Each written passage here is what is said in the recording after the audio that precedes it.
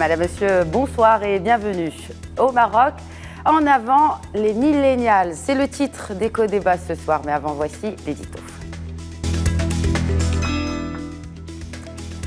Laisse pas traîner ton fils si tu ne veux pas qu'il glisse. À l'aube des années 2000 en Hexagone, ces paroles d'un célèbre groupe de rap présageaient l'avenir incertain des jeunes de banlieue. 20 ans plus tard, chez nous, comme en France d'ailleurs, ces paroles pourraient être adressées à toute la nation. Car le 16 mai 2003, par exemple, des jeunes Marocains ont bel et bien glissé dans les méandres de l'extrémisme dont les caïds utilisent un principe, ou plutôt une attention simple pour les asservir, leur existence. Oui, finalement, à y voir de plus près, ce que la jeunesse désire avant tout, c'est d'exister aux yeux de tous. Dans la foulée, côté exécutif, chacun y est allé de sa stratégie au Maroc, de ses feuilles de route et de ses plans quinquennaux ou décimaux pour sauver les générations futures. Ainsi, celles-ci se retrouvent à leur insu dans un dialogue de sourds ou un monologue d'aveugles. Car la cécité des pouvoirs publics réside dans le fait même de ne pas voir ce à quoi aspirent les jeunes de ce pays. Les a-t-on consultés en 2015, quand l'ancien gouvernement a pensé sa stratégie nationale intégrée de la jeunesse, la SNIJ pour les plus avertis.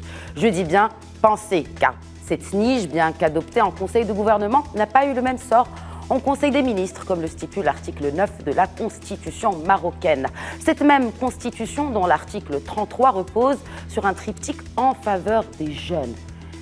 Et finalement, on se retrouve avec une jeunesse ultra connectée et des politiques déconnectées qui déversent leurs fiels à chaque appel royal au printemps mouvementé. Et par souci d'équilibre à l'intention des jeunes, je finirai avec cette fameuse citation de John Fitzgerald Kennedy. Ask not what your country can do for you, ask what you can do for your country. Aujourd'hui, c'est un débat pour les jeunes, donc, vous l'avez compris, et par des jeunes. D'ailleurs, toutes les personnes sur ce plateau aujourd'hui ont moins de 40 ans. Après, pour la définition de ce qu'est un jeune aujourd'hui, on le verra plus tard. Mais avant, laissez-moi vous présenter les invités qui ont accepté l'invitation d'Éco-Débat. Et tout d'abord, le directeur de la jeunesse et de l'enfance et des affaires féminines auprès du ministère de la Jeunesse et des Sports, Othman Gueye. Bonjour et merci d'avoir accepté l'invitation d'Éco-Débat. Merci. En face, Khalid Bouxib, consultant en éducation. Khalid Bouxib, bonsoir et bienvenue à vous aussi. Merci.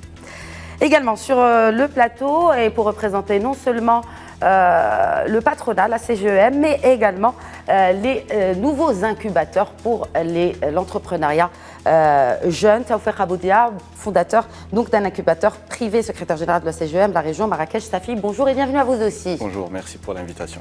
Alors, bon, peut-être qu'on devrait définir ce qu'est un jeune aujourd'hui. Qu'est-ce que représente aujourd'hui un jeune? Est-ce que c'est les 15-24 ans, les 15-34 ans? Othman Gueye, en tout cas, en ce qui concerne le Maroc. Alors, justement, c'est une question très pertinente dans la mesure où la réponse à cette question va nous permettre de définir l'éventail de la population concernée justement par la nouvelle politique nationale intégrée de la jeunesse, par l'ensemble des programmes gouvernementaux, du secteur privé, etc.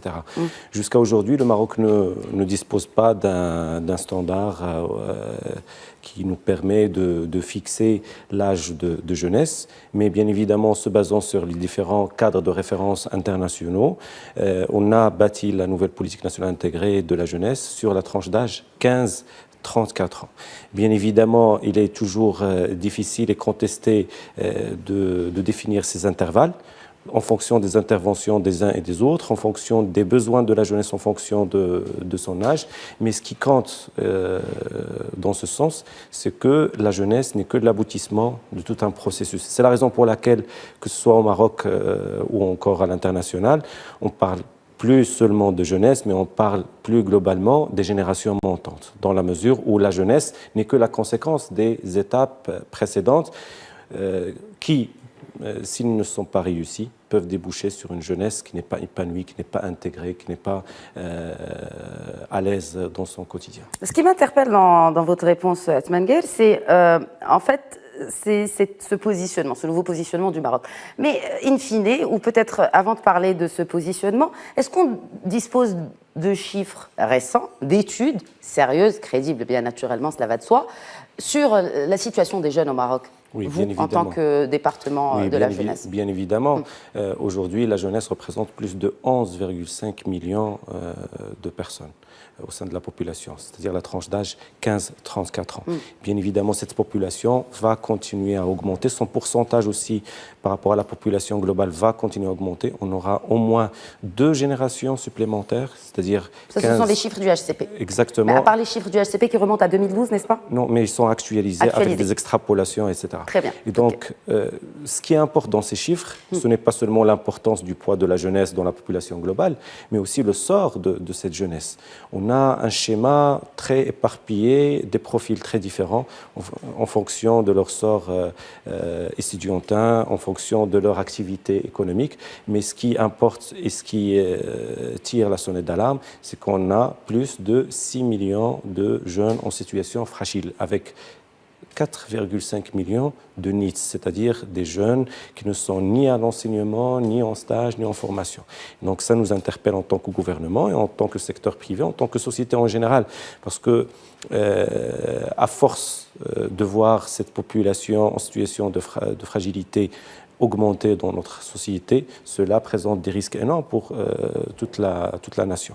Et d'ailleurs, c'est la raison de l'engagement national, je ne dis pas gouvernemental, mais national, commençant par Sa Majesté le Roi, passant par le gouvernement, la société civile, les opérateurs économiques, pour trouver un cadre de référence global pour l'inclusion de la jeunesse dans la construction de cet avenir du Royaume.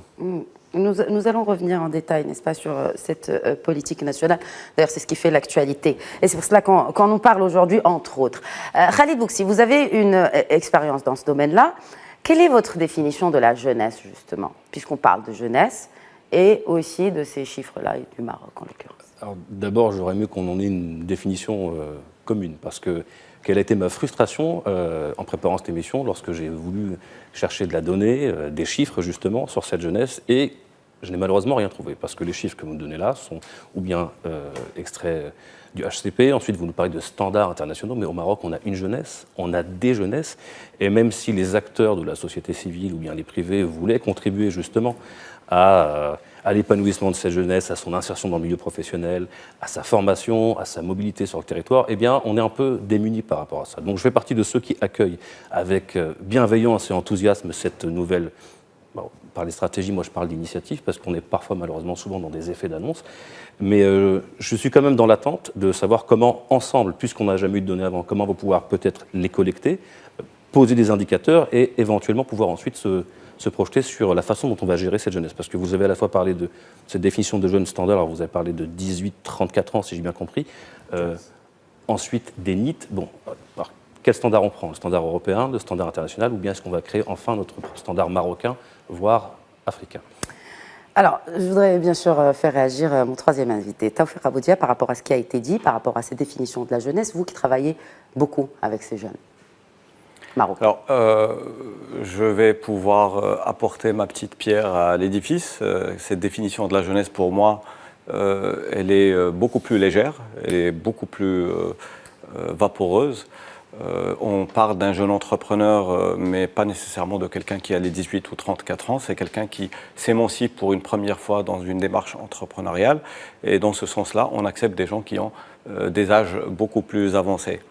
Cela dit, pour être aussi dans le débat, il se trouve que oui, à travers notre incubateur, on a été exposé à cette expérience de knowledge management. On a appris sur le tas, on a essayé de comprendre ce que c'est que la jeunesse. Pourquoi sur le tas? Parce que vous ne disposiez pas de data, justement, en ce qui concerne ces jeunes Marocains? Vous mettez vraiment l'accent sur là où le bas blesse, c'est la data. Surtout qu'aujourd'hui, avec l'avènement des startups dans le monde, on parle de data-driven startups. Et la majorité des données qu'on va trouver sur le marché ne sont ni fraîches ni accurate. Et il m'est arrivé d'accompagner des jeunes start-upers avec de la data qui n'était pas nécessairement à leur avantage. Mais pour revenir très rapidement à quelque chose d'essentiel pour nous, nous qui observons un peu cette effervescence des programmes autour de la jeunesse, moi j'aimerais beaucoup qu'on parle de mixité. Mixité pas nécessairement du genre, mais mixité des âges. Et à chaque fois, en fait, je sors quelque chose de traditionnel, les Marocains vont s'y s'y identifier. Je me souviens du salon marocain dans lequel, quand les grands ils sont là, les petits ils sont ailleurs. Et donc ça crée une sorte de no man's land entre la jeunesse et les moins jeunes. Et at the end of the day, on se retrouve avec des projets qui sont pensés par des gens qui sont d'un autre ordre, qui ne sont pas nécessairement marocains. Ils sont cette génération d'Internet, donc qui ne constituent pas un projet commun pour le Maroc, qui constitue éventuellement un projet international. Et dans ce sens-là, ils prennent énormément de risques parce que est-ce que leur projet marcherait dans un contexte local? Et ils prennent du risque parce qu'ils ne sont pas accompagnés de gens qui sont éventuellement en maîtrise du marché local. Donc, donc ce que vous dites en fait, ces gens-là, c'est qui? Quand vous dites des gens qui ont la connaissance du marché local, est-ce que c'est le secteur privé que vous représentez donc, et en l'occurrence ces accompagnateurs de start-up en ce qui vous concerne, la société civile, qui sont ces gens-là? Alors, on a commencé une petite expérience. Elle aussi, c'est un mode, c'est une start-up, puisque c'est un concept qui est en évolution continue. Depuis le début de l'année, on a explosé nos murs et on est parti vers la ville et on a commencé à organiser des meet-up ou des after-work où on accueille des gens. Et je peux juste faire un petit témoignage. J'ai invité cette jeune étudiante qui était en 2e ou 3e année. Et au moment où je lui donne l'URL pour qu'elle s'inscrive sur l'événement, elle revient vers moi en toute humilité. Elle me dit « Mais Tawfiq, c'est peut-être un peu trop grand pour moi ». C'est juste incroyable. Et quand je lui affirme qu'elle aussi, elle est émergente, elle aussi, elle a son mot à dire, ça m'a coûté peut-être 10 secondes et quelques mots, et au final, elle a été l'un des acteurs ou des actrices majeures de la soirée et donc de cette émergence de la jeunesse. Nous, c'est le patronat, puisque je représente la CGEM, en tout cas la CGEM Marrakech-Safi. Nous, c'est les entrepreneurs qui ont fait un peu de kilométrage. Nous, c'est les institutionnels qui connaissent les lois, qui savent plus ou moins quelles sont les démarches étatiques ou la réglementation, où est-ce qu'elle va. C'est un ensemble et ça ne peut pas être un seul corps. Encore une fois, pour réussir, il faut qu'il y ait un écosystème, mais vraiment Très bien. Fertile. Fertile et puis complémentaire finalement. Absolument. Khalid Boussib. Oui, je partage ce que dit mon voisin, c'est que cette définition doit vraiment inclure cette mixité et je pense que les deux mots qui doivent accompagner cette stratégie sont coordination et harmonisation. Harmonisation parce que si on pense jeunesse et mixité, c'est sur tout le territoire marocain. Et quand on parle de coordination, ça rejoint ce que vous venez de dire, c'est-à-dire que tous les acteurs doivent être présents, et tous les acteurs, aussi bien institutionnels et privés, mais aussi toutes les catégories de la jeunesse au Maroc.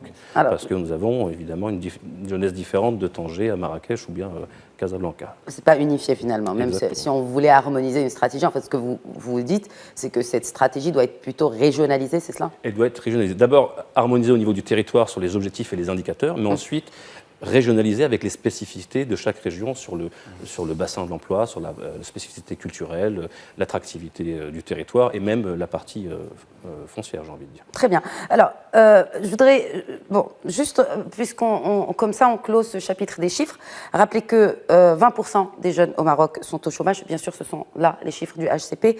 1% seulement adhèrent à un parti politique et 10 à 15% des jeunes de 15 à 34 ans au Maroc participent à la vie associative. Donc déjà, pour une représentativité, ça va être un peu délicat d'intégrer finalement ces jeunes dans la prise de décision. Cela fait partie, n'est-ce pas, de cette politique nationale intégrée pour la jeunesse.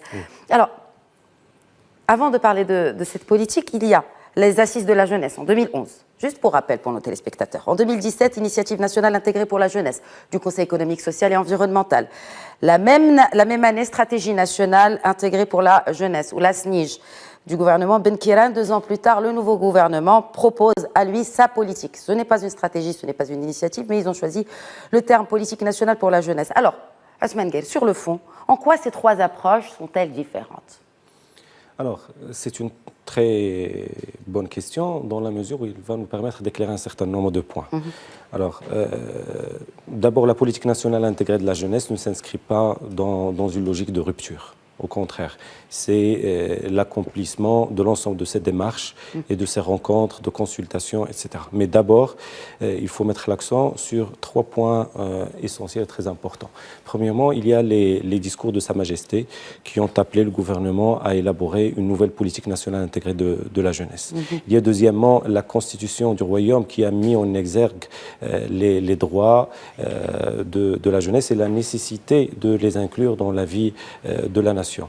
Et troisièmement, il y a bien évidemment l'ensemble de l'effort de plaidoyer, des mémorandums qui ont été présentés tout au long de cette période et qu'on a actualisés aussi, qui ont été présentés par les acteurs associatifs, les ONG, les jeunes, etc. Donc finalement, sans oublier bien évidemment les engagements du Royaume au niveau international, les conventions internationales en matière de droits de l'homme et le cadre de référence d'élaboration des politiques nationales dédiées aux jeunes. Donc c'est un mix important qui intègre la jeunesse en termes de conception et de proposition de solutions et qui s'inscrit en harmonie avec le cadre de référence législatif et constitutionnel du Maroc. L'idée finalement, c'est quoi? C'est d'offrir à la jeunesse et par la jeunesse une nouvelle offre, un cadre de référence, un document politique qui permet de faire converger l'ensemble des interventions publiques en matière de jeunesse, mais bien évidemment tout en faisant participer les jeunes, que ce soit au niveau central ou encore au niveau régional. Là, je reviendrai à la question de la territorialité, parce que la nouvelle politique nationale intégrée, c'est là un privilège, c'est qu'elle est basée sur 2 fondements importants. C'est l'intersectorialité. C'est la première fois que le Maroc dispose d'un document qui va permettre de faire converger l'ensemble des actions à destination des jeunes. Concrètement, c'est quoi? Concrètement, à travers... Intersectorialité, enfin, le chiffre, en tout cas, il fait très futuriste, si ce n'est, en tout cas, Quel chiffre? Ambitieux. Pardon, le mot. Oui. Le terme. Intersectorialité, comment? On a constaté aujourd'hui que les différents acteurs publics font ou déploient beaucoup d'efforts à destination des jeunes. Mais l'ensemble de ces efforts, l'ensemble de ce programme ou de cette stratégie manque de cohérence et d'harmonie et de synergie, ce qui réduit leur efficacité. Et donc l'idée, c'est de faire converger l'ensemble de ces programmes et de ces stratégies en misant sur les synergies possibles, que ce soit au niveau du financement, que ce soit au niveau du déploiement ou au niveau de l'atteinte des objectifs recherchés. Deuxième axe et deuxième fondement très important, c'est la territorialité. On a imaginé au niveau de la gouvernance de cette politique un schéma de gouvernance qui allie à la fois réflexion, correction et prise de décision avec la participation des jeunes sur le plan local, provincial et régional, pour qu'on puisse avoir justement cette connexion entre le local et le territorial avec le central et pour que les solutions qui vont être proposées puissent émaner de la réalité des jeunes, bien évidemment avec la participation des élus. Est-ce que les acteurs locaux et élus sont outillés? Est-ce qu'ils ont déjà le savoir-faire pour vous transmettre cette information? Justement, ça c'est un exercice que tout l'État marocain est en train de vivre avec la nouvelle dynamique de la déconcentration et de la décentralisation. Il faut qu'il y ait renforcement des capacités des élus, des jeunes aussi, pour qu'ils puissent contribuer activement à l'élaboration de ces solutions sur le plan local, pour qu'ils puissent remonter au gouvernement et au comité interministériel et au forum de la jeunesse qu'on a prévu justement dans cette nouvelle politique intégrée de la jeunesse. C'est un forum national dans lequel seront représentés à la fois les jeunes, les conseils et institutions constitutionnelles, conseil de l'enseignement, conseil consultatif de la jeunesse, conseil national des droits de l'homme, avec l'ensemble des départements ministériels concernés, avec la participation aussi de la CGEM et des opérateurs privés. Donc en fait, cette politique, donc le premier chantier prioritaire, c'est d'organiser un forum pour les jeunes. Ça, c'est un schéma de gouvernance. Très bien. L'idée que je voulais expliquer, c'est que pour la première fois, nous avons une politique dédiée aux jeunes qui n'est pas l'affaire du gouvernement seulement. Cette nouvelle politique nationale intégrée de la jeunesse, c'est l'affaire du gouvernement, mais c'est aussi l'affaire des jeunes, du secteur privé, des instances constitutionnelles, de l'ensemble des parties prenantes. Très bien. Je voudrais peut-être faire réagir... Et cela émane bien évidemment de la complexité de la thématique de la jeunesse. C'est la complexité de cette thématique qui a imposé justement cet appel à l'ensemble des parties prenantes pour qu'ils puissent contribuer, que ce soit au niveau national ou encore sur le plan local. Et déjà, puisque vous avez évoqué les discours du souverain, en 2012 déjà, et bien avant, il avait appelé à élaborer des stratégies intégrée Exactement. et multidimensionnelle. Alors maintenant, en 2019, on pense finalement à une politique, quand vous dites, comment, transsectorielle, n'est-ce pas? Oui. Voilà. Khalid Bouxé, peut-être une réaction et puis je poserai ma question plus tard. Alors, j'ai plein de réactions en fait, parce que moi je trouve que le titre séduisant et le programme a l'air assez alléchant, mais parce qu'on a parlé de mixité tout à l'heure de la jeunesse, ces forums ou ces grands projets, ces grandes concertations, discussions que vous voulez mettre en place, et dans ces forums, on ne retrouve pas toute la jeunesse marocaine. Donc on a déjà ce premier problème, c'est que j'ai bien compris que tous les acteurs, en tout cas étatiques ou institutionnels, vont être mis à contribution. Mais le jeune en face, nous qui sommes sur le terrain, ce qu'on a envie de savoir, c'est avec quels outils ou de quelle façon, quels arguments on va pouvoir donner aux jeunes pour pouvoir les ramener vers ces structures-là. Parce qu'eux ne le savent pas. Et pour avoir parcouru quelques forums, je pense que c'est votre cas aussi, à vous aussi, on ne les retrouve pas, ces jeunes-là. On trouve une partie de la jeunesse qui est informée, éduquée, employable, mais ces forums ne répondent pas toujours aux questions de toute la jeunesse marocaine. Donc comment, avec tout cet outillage, toute cette feuille de route qui, encore une fois, a l'air très très belle, comment on va faire en sorte de parler à toute la jeunesse marocaine? Bon, vous voulez peut-être répondre? Enfin, maintenant, c'est vous qui posez les questions. Non, excusez-moi. Je vous en prie. Allez-y. Si je peux juste enrichir la question.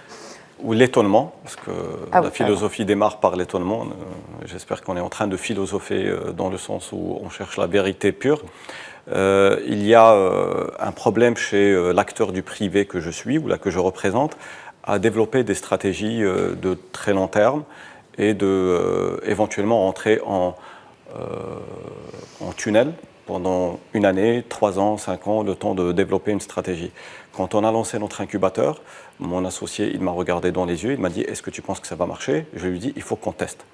Et donc on a testé, et le lendemain, on a compris qu'il y avait le moyen de rassembler des gens. Le surlendemain, on avait qu'il y avait des difficultés pour certains à payer certaines choses. Le surlendemain, on a compris qu'on pouvait aller au-delà, qu'on pouvait revenir. Donc on a fait des itérations. Ce qu'on appelle aujourd'hui l'agilité et qui, je ne vais pas faire de topo sur l'agilité, mais c'est le sujet contemporain de l'économie partout au monde. Et qui dit économie, le management politique, il essaye de s'inspirer assez souvent des révolutions dans le management économique. N'y a-t-il pas moyen de révéler de manière agile, spontanée même, en acceptant l'erreur, en acceptant la défaite, une certaine partie de ce programme ou de ces programmes-là, qu'on les teste sur plusieurs régions, qu'on les teste sur plusieurs catégories de jeunesse et qu'on remonte avec des KPIs et qu'on améliore au fur et à mesure. Parce que, comme disait Khadija tout à l'heure, il est très compliqué aujourd'hui de rester dans un environnement de confiance à parler de stratégie de 2030, 2050, 2025. Honnêtement, les gens, quand ils viennent me voir, je leur dis on va parler de la stratégie de cette année. Parce que personne ne sait ce qui va se passer réellement. C'est la spécificité justement de la nouvelle approche, c'est qu'il n'y a pas de date butoir. Ce n'est pas 2015-2030 comme ça a été le cas en 2015. Vous parlez de politique nationale intégrée pour la jeunesse. Et pas de stratégie. Et pas de stratégie. Oui. Quelle est la nuance? C'est une grande nuance dans la mesure où ce document... Il est consultable? Oui, ce document, oui. Où? Ce document, je vais y revenir par la suite. Non, mais où? Parce que j'ai pas trouvé en fait le On va le publier très prochainement. D'accord, très bien. Immédiatement. Autant pour moi. Alors, la spécificité de ce document, c'est qu'il ne s'agit pas justement d'une stratégie, mais c'est une politique générale. Et au niveau de la classification constitutionnelle, il y a une nette différence entre les deux. Une politique générale comme la politique nationale intégrée de la jeunesse, qui a été voulue par Sa Majesté dans le discours de 2017, est un document de référence qui transcende les gouvernements. Ce n'est pas une stratégie sectorielle et ce n'est pas une stratégie gouvernementale. C'est une politique générale qui engage l'ensemble de la nation pendant plusieurs gouvernements. Et par voie de conséquence, ça va être déployé immédiatement sur pas mal d'axes de travail par l'ensemble des acteurs de la nation. Mais elle dépend de qui, justement cette justement, politique? Qui va la mener? Si vous C'est le dites qu'elle gouvernement, est, bien évidemment. mais vous dites qu'elle est au-dessus du gouvernement. Oui. Or, elle dépend d'un département ministériel du gouvernement. Et vous dites qu'elle va survivre au prochain gouvernement. Non, il ne dépend pas d'un département, parce que si vous dites qu'elle dépend d'un département, cela reviendrait à la considérer comme une stratégie sectorielle. Nous, on est le secrétariat de mise en œuvre de cette politique nationale intégrée. Et j'insiste encore une fois, c'est qu'il s'agit d'un document qui doit être porté par le privé, par les jeunes, par la société civile et aussi par le gouvernement. À l'image des assises de la fiscalité. Exactement. Parce Donc, que en c'est un fait, projet de la nation et non pas un projet gouvernemental. très bien, mais ni le privé, ni les associations ou acteurs de la société civile ne peuvent déposer des lois ou ne peuvent élaborer des lois. Donc ça relève du travail du gouvernement. Bien évidemment, chacun à son niveau, Je vais il donner va un petit contribuer à exemple, la réalisation. si vous Brièvement permettez. pour Oui. passer à la pause et puis on continue la discussion. On parle encore une fois de management opérationnel. Il y a un RACI et je sens depuis tout à l'heure que les acteurs ne sont pas définis. Ou alors quand on va lancer la patate chaude vers les entrepreneurs ou le patronat, on ne sait pas exactement ce qu'il faut faire. Au moment où vous avez dû l'entendre pendant les dernières semaines, le patronat souffre d'un tas de choses et il espérait se faire entendre dans les assises de la fiscalité. Aujourd'hui, on va devoir gérer le chômage, ou on va devoir gérer la jeunesse qui a un dessin perturbé. C'est complexe et compliqué, à moins de venir avec des carottes, à moins de venir directement aujourd'hui me dire écoutez, vous avez une prime sur chaque stagiaire lycéen qui vient dans votre entreprise. C'est nous qui mettons d'abord l'axe légal, parce qu'aujourd'hui, il n'y a pas de disposition légale pour accepter des gens dans certaines mesures, et un axe économique pour qu'on puisse faire l'effort, parce que récupérer l'un de mes cadres dans mon entreprise, l'engager quelques heures par semaine à encadrer un jeune de ce type-là, coûte à l'entreprise. Donc il faut que quelque part, quelqu'un fasse quelque chose. Et je dis ça, mais je suis solidaire évidemment de cette démarche qui est nationale, qui est chauviniste, absolument. Mais il faut définir un RACI. Voilà, c'est ça. Donc tout le monde a finalement son grain de sel à apporter.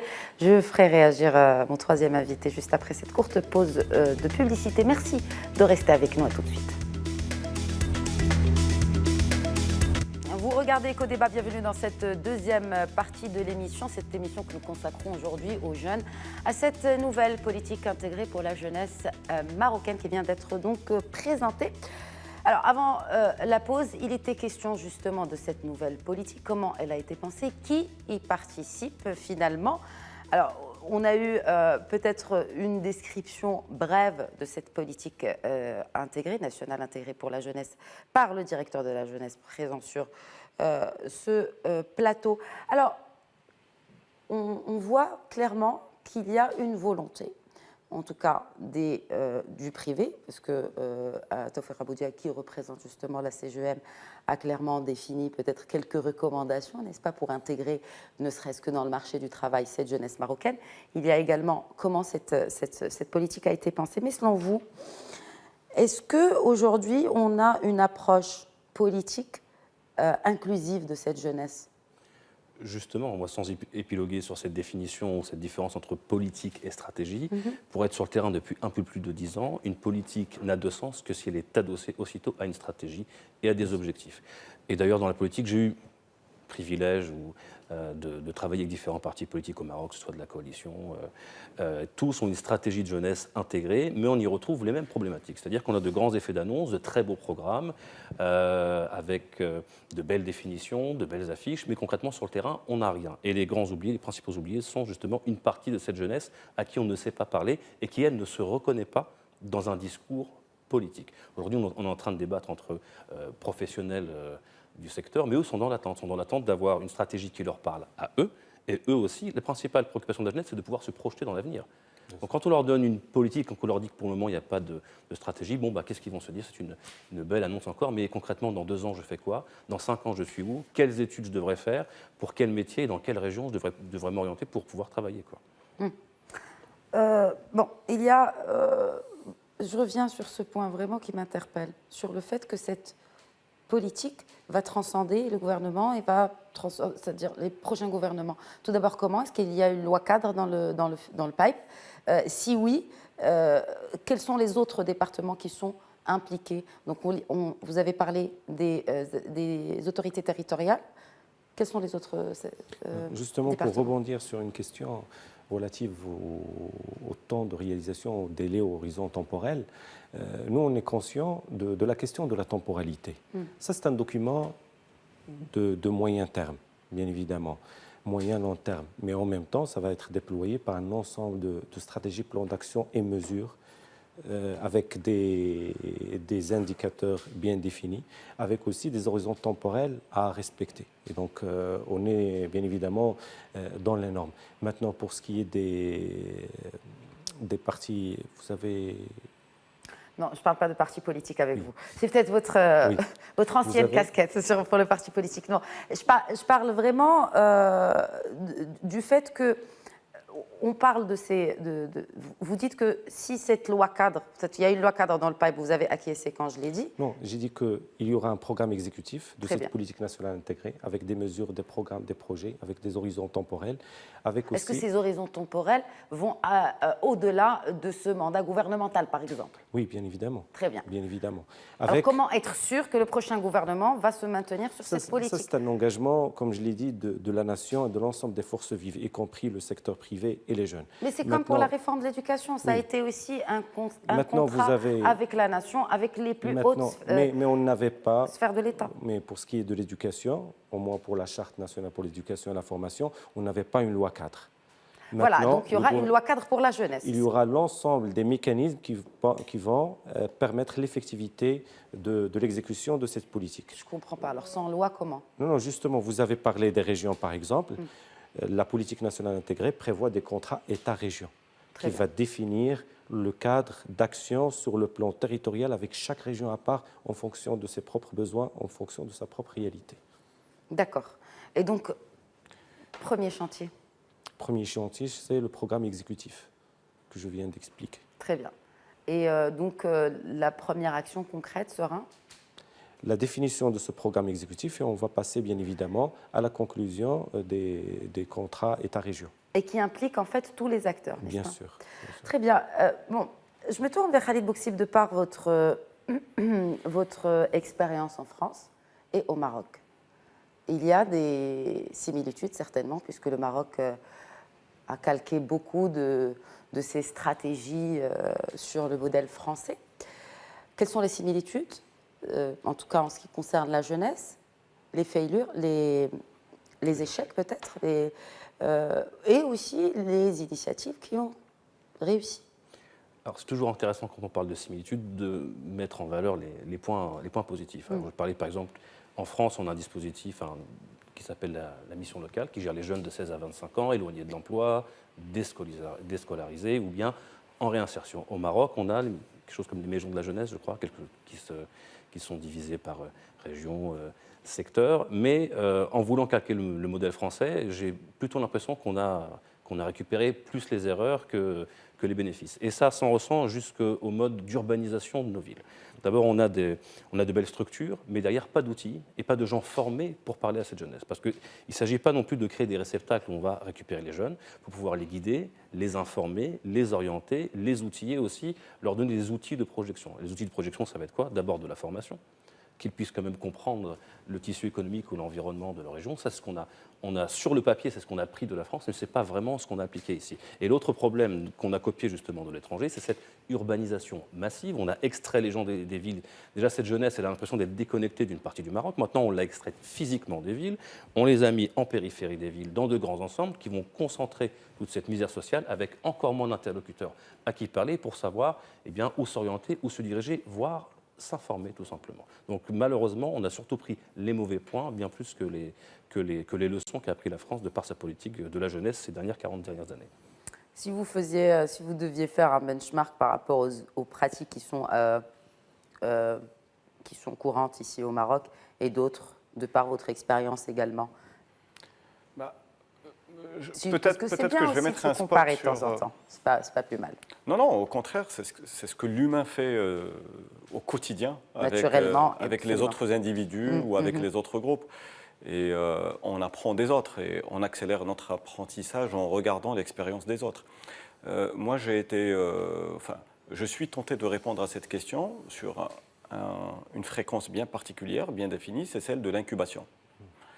Et sur celle de l'incubation, c'est-à-dire cette institution privée ou pas qui essaie d'apporter un écosystème aux jeunes, elle a été, me semble-t-il, faite de manière barbare, de manière erronée, même par nous. On avoue notre échec à plusieurs égards. C'est que nous pensions avoir de l'autre côté un client qui était prêt, un consommateur qui était prédisposé, et on s'est retrouvé à perdre notre énergie, à faire de l'essaimage et à faire de la culture, de l'entrepreneuriat ou de la prise de participation ou de la prise d'initiative, etc., etc. Et c'est un tout petit peu là où ça dérange de faire le benchmark, mais pas de notre côté, du côté du client de l'incubation, c'est que le jeune, il se voit exactement dans le même mérite qu'un Anglais ou qu'un Américain qui s'est fait doter d'un seed, enfin d'argent, d'un fonds de démarrage, et qui s'est fait rapidement accompagner, et que le marché a porté comme un prince jusqu'à arriver au Nasdaq ou au grand marché financier. Et il se trouve qu'on perd notre célérité et notre énergie à faire le travail qui est censé être porté par l'organisme étatique ou par les organismes privés concernant l'éducation. Et donc, si je devais faire le benchmark, c'est ce mauvaise interprétation du rôle de l'incubateur dans sa relation avec l'incubé ou avec le candidat de l'incubation. Et non déplaise aux autres incubateurs, je pense qu'on a plus ou moins tous la même conclusion depuis 4 ans, 5 ans qu'on essaye d'exercer ce métier. Il y a quelque chose à faire avant, il y a quelque chose à faire pendant, et il y a quelque chose à installer sur nos régions, sur nos localités, qui soit différente de ce qu'on voit ailleurs. Donc on n'a pas nécessairement le bon modèle à aller récupérer une marque d'incubation de quelque part et essayer de l'instaurer. De l'appliquer, oui. Oui, enfin, je rejoins ce que dit mon collègue, c'est qu'on peut s'inspirer, mais pas copier, parce qu'il ne faut pas oublier nos spécificités justement culturelles. Et l'exemple des startups est un très bon exemple. Le mindset marocain n'est pas le même que les compétences sont les mêmes, le mindset n'est pas le même, et la particularité culturelle de notre pays fait qu'on ne peut pas uniquement le copier. Il faut l'adapter aussi. Il faut l'adapter. Et juste pour faire une petite parenthèse philosophique, c'est qu'au final, quand on parle de cette jeunesse, et la majorité, au fait, elle est rêveuse plus d'économie que d'autre chose. Ils ne pensent pas nécessairement à autre chose en dehors de créer leur projet et gagner et s'empiffrer, etc., etc. Bah, au fait, je pense que l'État dans sa globalité, ça peut être la famille, ça peut être le gouvernement, a un effort à faire à redéfinir le bonheur du citoyen. Parce que c'est ça ce qui va nous permettre de rapidement adapter les moyens aux faits, aux états de fait. Qu'est-ce que vous dites par bonheur? Parce que si juste, par exemple, si on revenait, ne serait-ce même pas au bonheur, mais sur l'indice de développement de la jeunesse, le Maroc est au 120e rang des 183 pays que compte cette échelle. Donc on est vraiment en bas de Et encore heureux. Et encore heureux.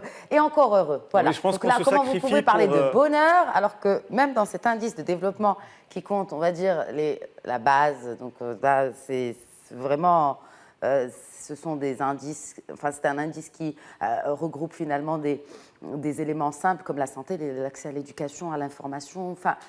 Finalement, vous me parlez de bonheur. Enfin, c'est très philosophique, en effet. Mais je suis désolé, c'est un peu ma déformation. Relatif. Oui, tout est relatif. Oui, justement, je vais rebondir et puis je reviens à Khalid. sur ça. Sur le premier point relatif à la communication, deuxième point relatif au bonheur. Dans cette nouvelle politique nationale intégrée de la jeunesse, on a tout un axe réservé à la communication. En fait, ce qu'on a constaté d'après les études sur lesquelles on a travaillé pour l'élaboration de cette nouvelle politique intégrée, c'est qu'on ne connaît pas suffisamment notre jeunesse. Notre jeunesse est très hétérogène, il n'est pas homogène, il n'est pas un bloc homogène avec des caractéristiques bien définies, au contraire. Et cela soulève un problème d'intervention publique, mais aussi un problème pour les autres interventions du secteur privé et autres. D'où l'approche développée par cette politique, c'est le ciblage objectif. Et là, je vais revenir à l'idée du bonheur. C'est-à-dire que cette politique est axée sur une approche de ciblage objectif qui tient compte de la spécificité de chaque catégorie de jeunes en fonction de ses besoins, en fonction de ses priorités. D'ailleurs, le bonheur est très relatif en fonction de votre situation. Est-ce que vous êtes un étudiant? Est-ce que vous êtes un chercheur d'emploi? Est-ce que vous êtes déjà quelqu'un d'actif, un salarié ou un fonctionnaire? Et donc, il faudrait trouver des réponses pour chaque catégorie pour justement assurer cet épanouissement de la jeunesse marocaine. C'est bien beau ce que vous dites, en fait. Et c'est intéressant parce que Il y a beaucoup de similitudes avec, avec cette initiative nationale intégrée pour la jeunesse. Cette fois, elle nous vient du CESE, donc du Conseil économique, social et environnemental, qui a, en 2017, publié un rapport bien détaillé d'une centaine de pages, dont je dispose d'une copie ici. Beaucoup de ce que vous dites, est-ce que justement, votre département s'est inspiré un peu de cette étude? Parce que quand même, ça serait dommage qu'on ne s'inspire pas et qu'on n'en fasse pas référence de toutes ces études qui sont faites au Maroc. Notre communication avec le Conseil économique social est permanente. On a travaillé aussi avec le Conseil économique pour l'élaboration de cette feuille de route. Il y avait des séances d'écoute pour les responsables du ministère. Et en plus, lors de l'élaboration de cette politique, on s'est basé, bien évidemment, que ce soit sur ce rapport ou sur l'ensemble des autres rapports des instances nationales et internationales. Alors, parmi les principes directeurs, je reviens à cette étude parce que je n'ai pas les détails de la politique intégrée, n'est-ce pas? Donc, il y a la participation effective des jeunes dans la prise de décision. Comment? C'est à travers la multiplication et la création d'espaces de participation de jeunes, que ce soit pour leur politique qui leur sont dédiés, ou encore pour la prise de décision dans les autres secteurs. Et à ce titre, je dois rappeler que pour la mise en œuvre et l'élaboration de cette politique intégrée, il y avait la participation, il y aura toujours la participation de plus de 17 départements ministériels. Ce qui veut dire que pour l'ensemble de ces départements, ils se sont engagés à faire participer les jeunes dans la prise de décision pour l'élaboration de l'ensemble de leurs interventions. Combien de maisons de jeunes compte le Maroc aujourd'hui? 500. 500? Oui. Comment sont-elles structurées? Alors ça, c'est un autre axe d'intervention de la politique, parce que ce qu'on a constaté dans le diagnostic, c'est qu'il y a une défaillance au niveau de l'offre d'épanouissement, d'encadrement des jeunes. Et donc, on est en mesure aujourd'hui de renouveler l'offre publique à destination des jeunes, chose sur laquelle, au niveau sectoriel cette fois-ci, c'est-à-dire au niveau du ministère de la Jeunesse et des Sports, on y travaille pour renouveler, régénérer l'offre de ces établissements et régénérer même le mode de gestion pour qu'ils puissent devenir plus participatifs. On ne veut plus faire de ces maisons de jeunes, de ces foyers féminins, de ces installations sportives des espaces gouvernementaux.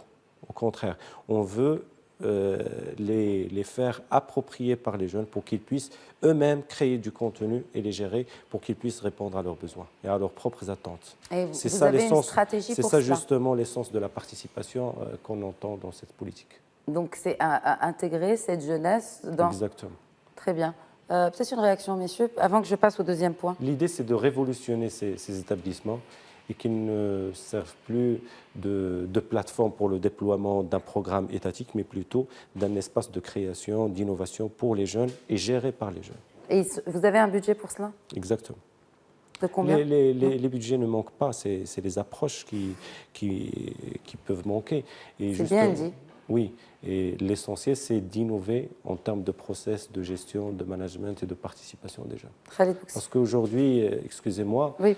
Pour revenir justement à la question de la communication, les jeunes ont besoin à la fois qu'on leur communique un nouveau discours, qu'on leur communique une nouvelle approche, mais aussi qu'on puisse écouter leurs attentes et leurs aspirations pour qu'on puisse y répondre. Très bien. Khaled Bouxi. Alors, moi, ce qui m'inquiète dans tout ça, c'est que quand vous parlez des maisons de la jeunesse, c'est qu'à aucun moment vous avez parlé d'outils. Il y en a 500 dans tout le Maroc, on ne sait pas qui les dirige, comment sont formés ces gens, et surtout à quoi ils sont formés. À quoi ils sont formés? Est-ce que ce sont des réceptacles ou des fouloirs où je viens quand je suis jeune, je peux jouer à la console, faire un peu de sport, ou me retrouver tout simplement parce que ça me fait un point de rencontre? À aucun moment vous avez parlé d'outils. Je vais faire la comparaison, parce que tout à l'heure on a parlé de la France. Dans ces structures qui s'appellent les missions locales, eh bien, on a des conseillers en insertion professionnelle, des conseillers d'orientation, des gens qui font le lien entre ce qui pourrait être l'équivalent de l'ANAPEC, entre l'offre territoriale d'emploi et surtout, tout à l'heure on a parlé de bonheur, moi je parle plutôt d'aspiration et d'épanouissement de la jeunesse. Parce qu'encore une fois, comme cette jeunesse elle est multiple, tout le monde n'a pas les mêmes attentes. Vous avez ceux qui voudraient juste avoir un emploi pour prendre un logement, ceux qui aimeraient qui ont plutôt des ambitions matérielles parce qu'ils voudraient acheter une voiture, ou ceux qui voudraient tout simplement avoir les moyens de scolariser leurs enfants, de se soigner correctement, etc. Donc moi, vraiment, ce qui m'inquiète, ou ce qui m'étonne aussi, l'attente que j'ai moi par rapport à ça, c'est à quel moment est-ce qu'on va parler d'outils, de formation de ces gens, d'accompagnement et surtout de coordination sur tout le territoire. Parce qu'avec quand même 500 structures, ce serait dommage qu'il n'y ait pas une coordination, une harmonisation des moyens, des outils et de la formation des personnes qui sont chargées de diriger ces structures. C'est l'un des axes justement de l'initiative. C'est les 3 principes directeurs. Donc vous avez parlé, c'est intéressant parce que c'est la gouvernance cohérente et intégrée au niveau territorial et national. National et territorial. Donc là, encore une fois, je reviens juste à cette initiative. Peut-être que c'est la même approche aussi par rapport à ce que cette j'ai développé politique. tout à l'heure. Voilà, c'est cela. Contrat État-région. Très bien. Alors j'aimerais juste rebondir sur, Je vous en prie, sur il nous reste l'intervention peu de de notre temps. ami concernant la gestion des maisons de jeunes. Lorsque j'ai parlé de la nouvelle approche, elle intègre l'ensemble de ce que vous avez signalé, c'est-à-dire à la fois le contenu mais aussi le mode de management. Jusqu'à aujourd'hui, vu qu'il n'y avait pas justement cette convergence entre les différents intervenants, on avait des maisons de jeunes qui fonctionnaient avec les propres moyens du ministère de la Jeunesse et des Sports. Maintenant, justement, avec cette convergence, on a comme nouvelle approche de faire intégrer l'ensemble des parties prenantes, le secteur privé, les employeurs, etc. Tout le monde va se retrouver au niveau de cette maison de jeunes. On a même pensé à une maison de jeunes virtuelle qui va permettre aux jeunes d'accéder à l'ensemble de l'information institutionnelle qui concerne son parcours. Qu'il s'agisse des bourses, de l'éducation, de l'orientation, des services de santé, des services de mobilité, de transport, d'hébergement, etc. Il aura un portail dans lequel l'ensemble de l'information institutionnelle sera disponible, chose qui va lui faciliter la tâche. Donc on essaie, entre autres, de combiner à la fois entre le programme physique, mais aussi d'aller là où les jeunes sont finalement. Il faudra faire un tout petit peu attention à... Et là, je vais choquer peut-être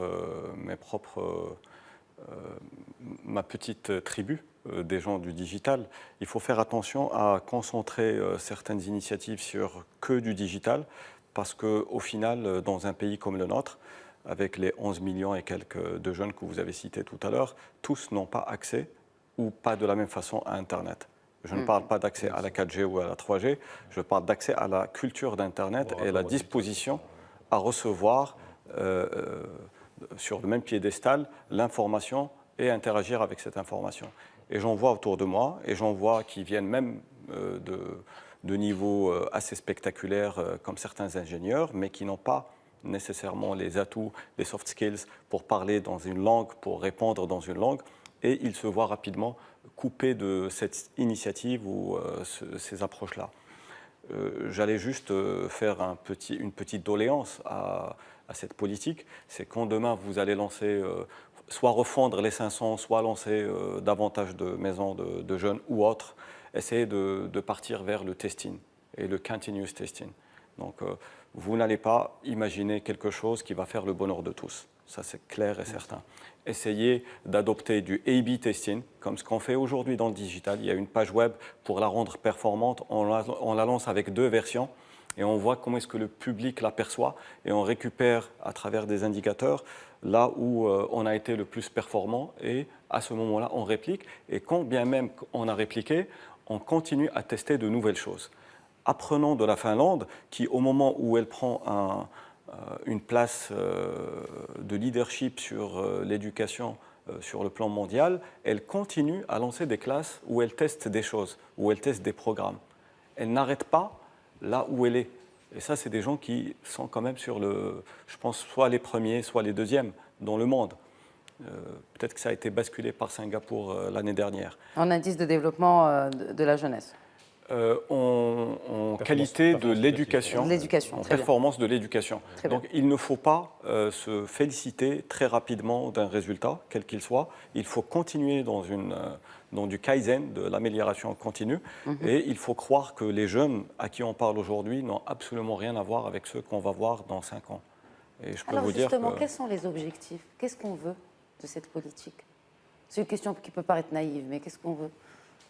L'objectif central de cette politique, c'est d'assurer l'inclusion réussie de la jeunesse dans la société et sa contribution à la construction de l'avenir de ce pays, en fonction de sa situation, en fonction de sa catégorie sociale, en fonction de sa position économique ou de son ancrage social ou territorial. Et là, si on devait parler d'un objectif vraiment court-termiste, ce serait quoi? Il n'y a pas un objectif court-termiste, il y a un ensemble d'actions déployées en fonction des axes. Dont la première est de poser le programme exécutif. Exactement. Il y a une date d'échéance ou pas? D'ici 1 mois. D'ici 1 mois. Oui. Très bien. Bon, alors, il nous reste 5 minutes, messieurs. Peut-être que c'est les 5 minutes de recommandations que Tawfiq Haboudia a clairement ouvertes, n'est-ce pas, cette dernière partie pour les recommandations. Mais juste avant, je voudrais qu'on parle de gouvernance. Donc, vous parlez de gouvernance, d'un nouveau mode ou modèle de gouvernance. Par qui et comment? Justement. Sachant qu'on ne veut pas de rupture dans votre politique, il n'y a pas de rupture, il y a une continuité, mais on veut changer ce mode de gouvernance. Exactement. Ce mode de gouvernance, comme je l'ai signalé tout à l'heure, est basé sur une nouvelle approche qui concilie à la fois l'intersectorialité et la territorialité. L'intersectorialité en intégrant l'ensemble des parties prenantes, les 17 départements ministériels, le secteur privé, les représentants des jeunes, les instances et institutions constitutionnelles, avec bien évidemment la société civile, et un ancrage territorial, une relation contractuelle État-région avec des commissions régionales, des commissions provinciales qui vont permettre de faire remonter l'information du bas vers le haut, mais aussi de les faire décliner, de les faire exécuter de retour. Vraiment une recommandation en une phrase, je suis désolée, parce que là, on va déborder. En une phrase, il faut créer le réflexe jeune. C'est que le jeune qui sort de l'école ou qui est encore à l'école se dise « je sais où aller si je veux savoir où m'orienter, trouver du travail, me former ou avoir l'impression qu'on s'occupe de moi ». Tawfiq, vous avez déjà donné une recommandation, mais un dernier mot. Elle est très philosophique, c'est d'établir, je vais parler en tant qu'acteur du patronat, c'est établir une économie de confiance. Et je pense que certaines démarches ont déjà démarré, par exemple l'accès aux appels d'offres, les offres publiques, mais il y a beaucoup plus que cela à faire et je fais cette recommandation à tout le monde, pas nécessairement qu'au gouvernement, mais aussi aux autres patrons qui sont aujourd'hui les axes de certains secteurs et de viviers autour de nous, qui ne font pas nécessairement tout ce qu'ils peuvent faire vers la jeunesse.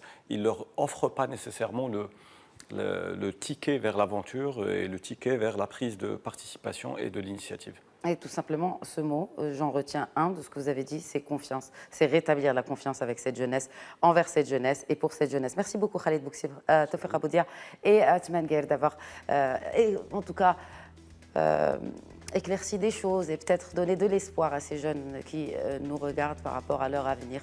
Et c'est l'avenir de toute une nation qui jadis a donné naissance à des Ibn Bana, Al-Idrissi ou Abou Bakr ibn Youssouf. Merci beaucoup de nous avoir suivis. Je vous donne rendez-vous la semaine prochaine pour un nouveau numéro d'Éco Débat.